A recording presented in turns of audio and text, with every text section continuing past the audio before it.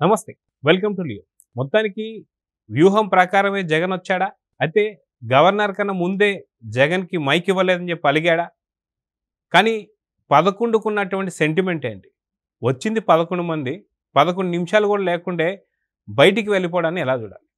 మొత్తానికి దీనికి సంబంధించి మనతో పాటు పొలిటికల్ అనలిస్ట్ శ్రీలీల గారు ఉన్నారు. వారిని అడిగి తెలుసుకుందాం. మేడం నమస్తే. నమస్తే. జగన్ రావడమే ఒక వ్యూహం ప్రకారం వచ్చాడా?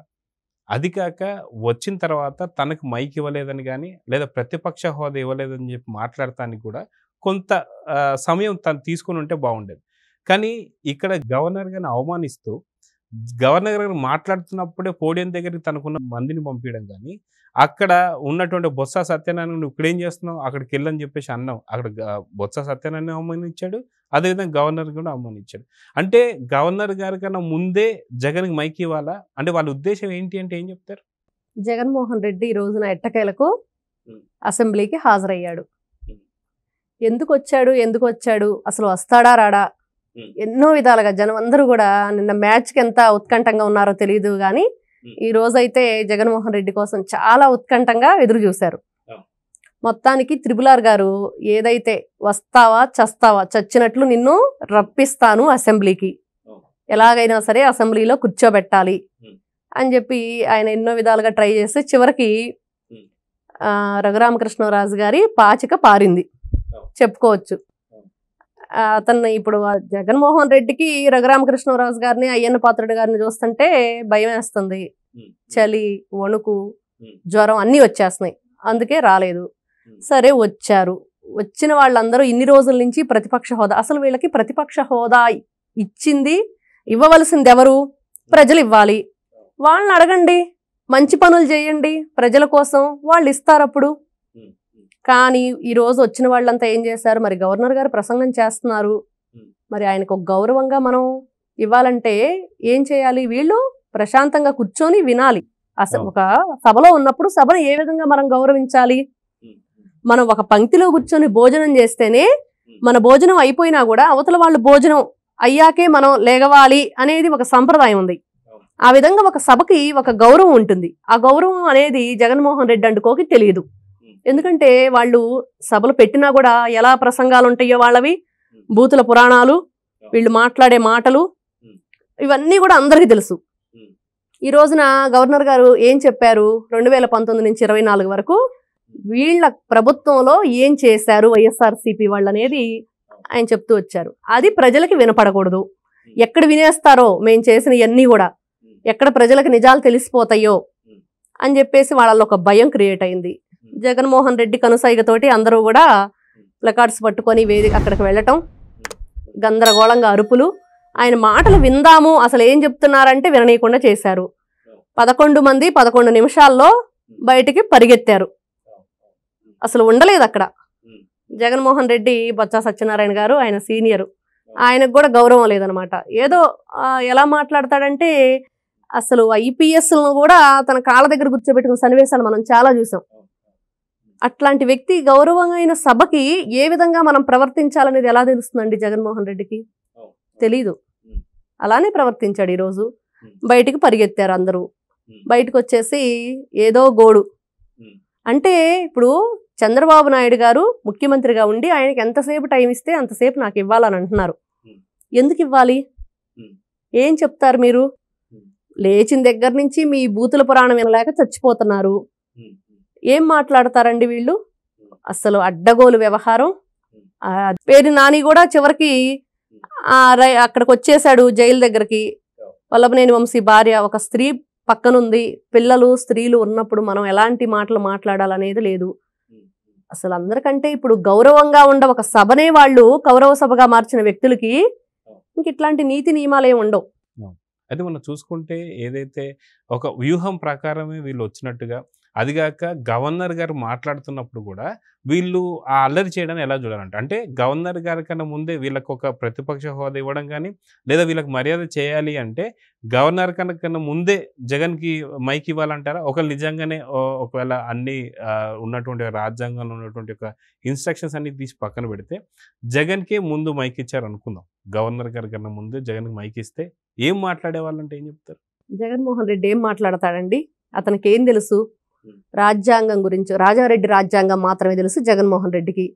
రాజ్యాంగం, రాజ్యాంగ విలువలు, ముఖ్యంగా వాళ్ళ ప్లాన్ ఏంటంటే మీరన్నట్లుగా గవర్నర్ గారు మాట్లాడేటప్పుడే వీళ్ళకి ముందుగానే మైక్ ఇవ్వాలంటే దానికంటే ముందు గవర్నర్ గారు ఏం మాట్లాడితే మా బ్రతుకులు బయటపడతాయి, మేము చేసినవి కూడా ఇంతకు ముందు అధికారంలో ఉన్నప్పుడు వైఎస్ఆర్సీపీ ప్రభుత్వం ఏం చేసింది, ఇవన్నీ కూడా ఎక్కడ బట్టబయలవుతాయి.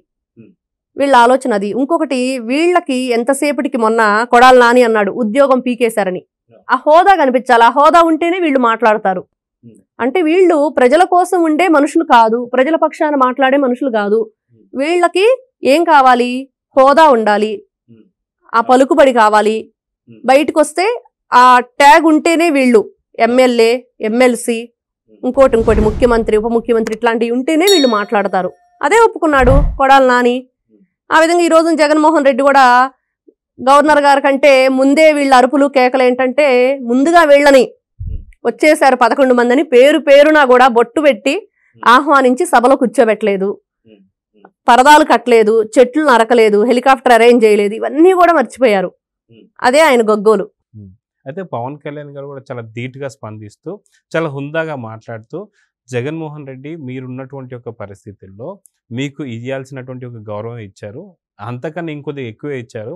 ఎందుకంటే ప్రతిపక్ష హోదా రావాలి అంటే నేను ఒక 21 సీట్ల నుంచి పోటీ చేశాను, 21 సీట్లో గెలిచాను, నాకన్నా ఒక్క సీటు ఎక్కువ ఉంటే అప్పుడు నేను ప్రతిపక్ష హోదా కింద ఉంటారు. సో అలా ఎప్పుడు అనుకోవద్దు అన్నట్టుగా తను చాలా చక్కగా హుందాగా మాట్లాడారు.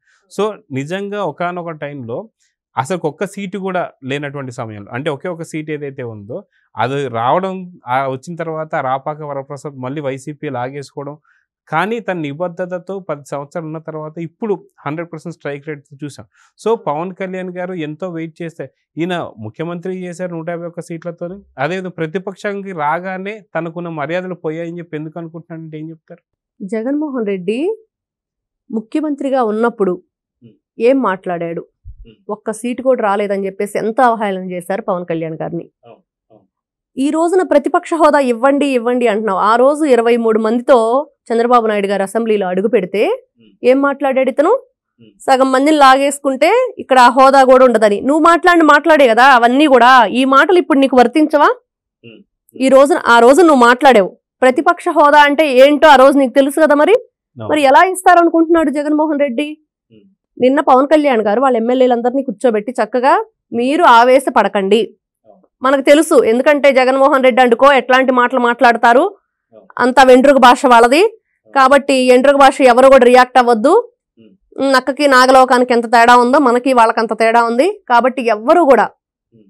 అందుకనే ఎంత ప్రయత్నం చేశారు ఈరోజు ఆ 11 నిమిషాల్లో, వాళ్ళు అన్ని ప్రయత్నాలు చేసి ఎవ్వరు కూడా అసలు వైఎస్ఆర్ ఇటువైపున చూసుకుంటే జనసేన వాళ్ళు కానివ్వండి, టీడీపీ వాళ్ళు, బీజేపీ వాళ్ళు ఎవరు కూడా ఎటువంటి ఎలా అంటే చాలా కామ్గా ఉండిపోయారు.